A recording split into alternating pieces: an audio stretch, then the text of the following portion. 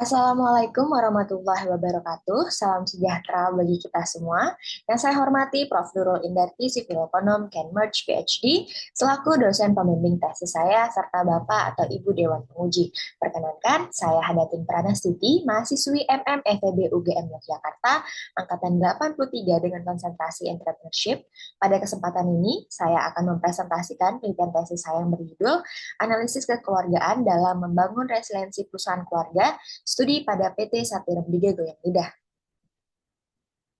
Seperti yang sudah tertampil pada layar, data statistik menunjukkan bahwa perusahaan keluarga memiliki peran vital dalam perekonomian. Secara global, kontribusinya mencapai 70 hingga 90% dari gross domestic product dan mempekerjakan sekitar 2 per 3 angkatan kerja di banyak negara. Di Indonesia, dengan dominasi perusahaan keluarga bahkan lebih signifikan, dengan lebih dari 95% perusahaan termasuk kategori perusahaan keluarga.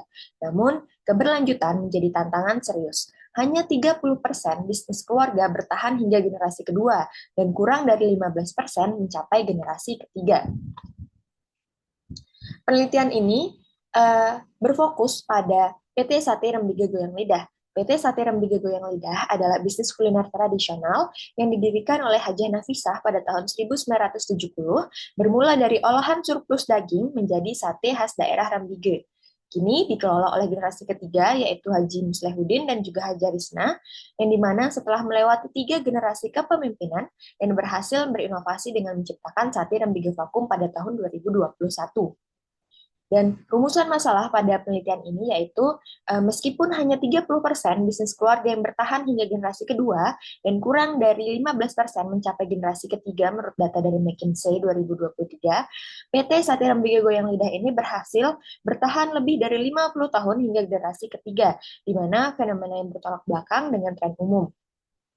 Kendati aspek kekeluargaan merupakan komponen integral bisnis keluarga dan resiliensi merupakan sangat krusial bagi UKM dalam perkembangan ekonomi, penelitian komprehensif yang menganalisis hubungan keduanya masih sangat terbatas menurut Saad et al. Tahun 2021, yang dimana hal ini menciptakan kesenjangan pengetahuan yang perlu segera dijembatani untuk mendukung keberlanjutan UKM keluarga di Indonesia.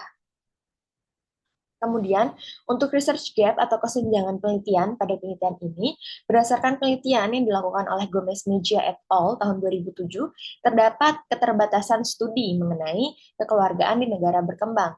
Dari 14 artikel yang meneliti pengaruh langsung kekeluargaan pada berbagai aspek organisasi, belum ada yang secara empiris menganalisis hubungan kekeluargaan dengan resiliensi perusahaan. Penelitian ini bertujuan menjawab 2 pertanyaan yang dimana pertama, bagaimana aspek kekeluargaan terwujud dalam PT Sate Rembige Goyang Lidah, dan yang kedua adalah bagaimana proses pembentukan resiliensi pada PT Sate Rembige Goyang Lidah sebagai perusahaan keluarga. Sehingga tujuan penelitian ini adalah untuk menganalisis aspek-aspek kekeluargaan pada PT Sate Rembige Goyang Lidah sebagai perusahaan keluarga dan mengidentifikasi tahapan yang diimplementasikan oleh PT Sate Rembige Goyang Lidah dalam membangun resiliensi perusahaan keluarga. Kemudian, di sini ada tinjauan pustaka di mana penelitian ini mengacu kepada 2 konsep utama. Jadi ada konsep kekeluargaan yang dimana pertama kali dipopulerkan oleh Heberson dan juga Williams tahun 1999, yang dimana kekeluargaan itu merupakan kombinasi sumber daya unik dari interaksi sistematis antara individu, keluarga, dan juga bisnis. Kemudian di sini untuk tahapan resiliensi organisasi, peneliti menggunakan teori dari Ducek et al. Tahun 2020, yang dimana Ducek et al. Ini membagi tahapan resiliensi ini menjadi 3 bagian, yaitu ada tahap antisipasi, mengatasi, dan juga adaptasi. Kemudian di sini ada metode penelitian. Jadi penelitian ini menggunakan metode kualitatif deskriptif dengan pendekatan studi kasus. Data primer diperoleh melalui wawancara mendalam dengan 4 informan utama, yaitu direktur utama, kepala divisi keuangan, kepala divisi produksi, serta kepala divisi pemasaran. Dan untuk memastikan validitas dan juga reliabilitas data, penelitian ini menerapkan triangulasi sumber, triangulasi teknik, dan validitas isi, serta inter-rater reliability assessment. Analisis data dilakukan melalui 3 tahap, yaitu reduksi data, penyajian data, dan juga verifikasi kesimpulan. Nah, di sini terdapat pembahasan hasil penelitian yang dimana berdasarkan analisis terhadap data yang diperoleh dari wawancara mendalam, observasi lapangan, penelitian ini berhasil mengidentifikasi 4 aspek kekeluargaan yang terintegrasi pada PT Sati Rembige Goyang Lidah, yaitu ada warisan, kemudian prinsip bisnis, kemudian reputasi dan identitas keluarga, serta motivasi dan juga komitmen. Kemudian di sini ada aspek yang pertama dan yang kedua, yaitu warisan dan juga prinsip bisnis. Nah, di sini warisan dan prinsip bisnis menjadi pilar utama keberlanjutan antar generasi. Dari aspek warisan sendiri, peneliti membagi lagi menjadi 5 sublevel yang dimana ada warisan sejarah, kemudian warisan resep, transfer pengetahuan dan teknik produksi, proses seleksi penerima pengetahuan, dan juga keaslian dan konsistensi kualitas produk. Jadi, aspek warisan pada PT Sati Rembige Goyang Lidah ini menjadi aset strategis melalui sistem transfer pengetahuan yang ketat dan juga selektif. Hanya anggota keluarga terpilih yang telah membuktikan kemampuannya yang berhak menerima warisan pengetahuan ini. Prosesnya menghasilkan konsistensi kualitas produk yang menjadi kunci keberhasilan selama 3 generasi.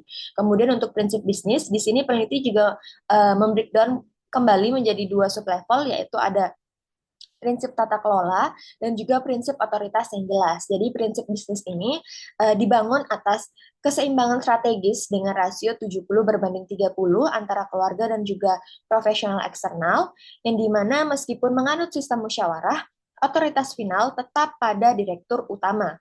Model ini berhasil menyeimbangkan pelestarian warisan kuliner dengan adaptasi pasar yang modern. Kemudian, aspek ketiga adalah reputasi dan identitas keluarga yang terbagi lagi menjadi 3 komponen.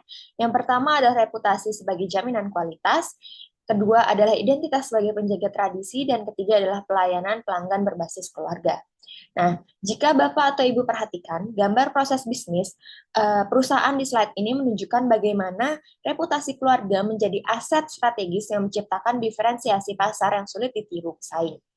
Karena terdapat keterlibatan langsung antara anggota keluarga dalam produksi dan juga penanganan keluhan yang memperkuat hubungan dengan pelanggan.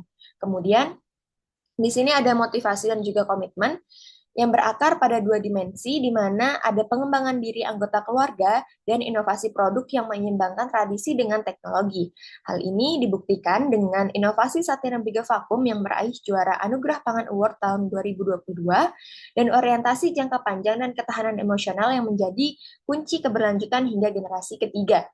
Kemudian, untuk selanjutnya adalah tahapan resiliensi organisasi pada PT Sati Rembige Goyang Lidah.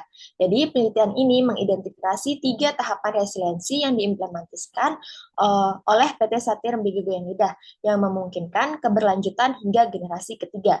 Yang pertama adalah tahap antisipasi atau identifikasi dan perencanaan, yang dimana di sini perusahaan melakukan pemantauan pasar berkelanjutan melalui analisis SWOT, perencanaan inovasi produk vakum sebelum adanya pandemi, dan persiapan transformasi digital untuk mengantisipasi perubahan tren konsumen. Kemudian, tahap yang kedua adalah tahap mengatasi atau pengembangan solusi, di mana saat krisis, musyawarah keluarga ini menjadi forum pengambilan keputusan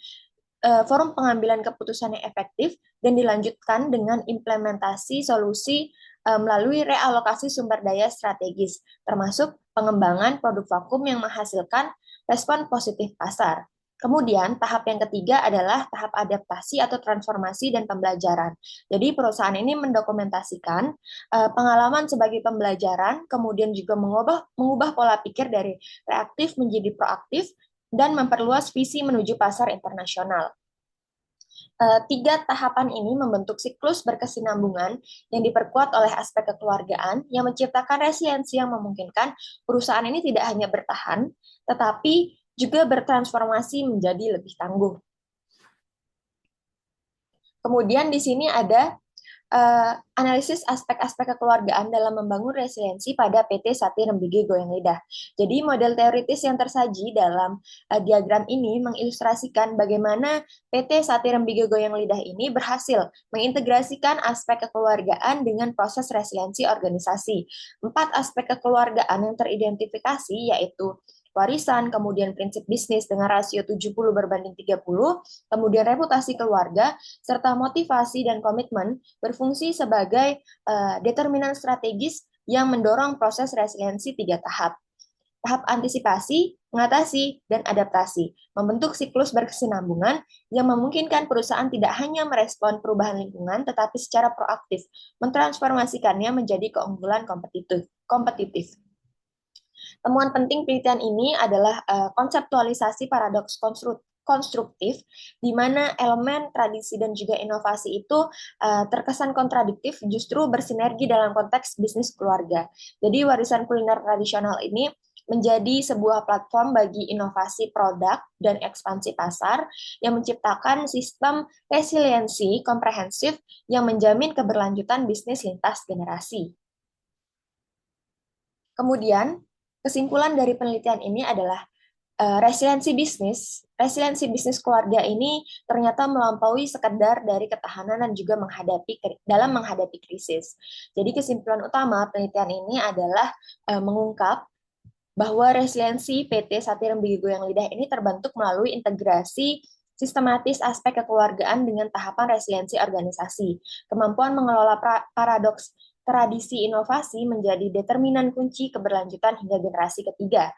Secara teoritis, penelitian ini memperluas konseptualisasi kekeluargaan menurut Heberson dan juga Williams pada tahun 1999 dengan mendemonstrasikan peran krusialnya dalam konstruksi resiliensi organisasi. Penemuan ini memperkaya literatur bisnis keluarga dengan perspektif integratif yang selama ini kurang tereksplorasi. Implikasi praktisnya adalah mencakup urgensi pengembangan program pendampingan transfer pengetahuan antar generasi, penguatan mekanisme pengelolaan pengetahuan keluarga, serta optimalisasi keseimbangan 70/30 antara kepemimpinan keluarga dan profesionalisme eksternal. Kemudian, untuk keterbatasan dan juga saran bagi peneliti selanjutnya, keterbatasan dalam penelitian ini yaitu pertama, tidak adanya diferensiasi komparatif dengan perusahaan kuliner tradisional lainnya, keterbatasan akses terhadap dokumentasi historis formal, serta kompleksitas pengukuran kontribusi relatif aspek-aspek kekeluargaan secara objektif. Kemudian, saran untuk peneliti selanjutnya adalah terbuka peluang eksplorasi perbandingan lintas sektor bisnis keluarga yang dimana pengembangan studi kasus ganda untuk meningkatkan validitas eksternal, serta konstruksi instrumen pengukuran kuantitatif yang dapat mengkuantifikasi hubungan antara aspek keluarga dengan indikator resiliensi organisasi. Terima kasih. Demikianlah presentasi tesis saya. Penelitian ini diharapkan dapat memberikan kontribusi akademis bagi pengembangan teori kekeluargaan dan resiliensi organisasi, serta memberikan implikasi praktis bagi keberlanjutan perusahaan keluarga di Indonesia, khususnya dalam sektor kuliner tradisional. Terima kasih atas perhatian Bapak atau Ibu sekalian.